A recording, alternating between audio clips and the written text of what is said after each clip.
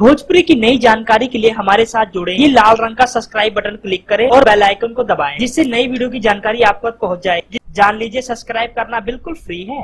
Film तबादला को मिली bumper opening. दोस्तों आपको बता दें, पवन सिंह की फिल्म, खेसारी लाल यादव की फिल्म दोनों ही आज टक्कर में हैं। दोस्तों आपको बता दें, सुपरस्टार पवन सिंह की फिल्म तबादला को बम्पर ओपनिंग मिल चुकी है।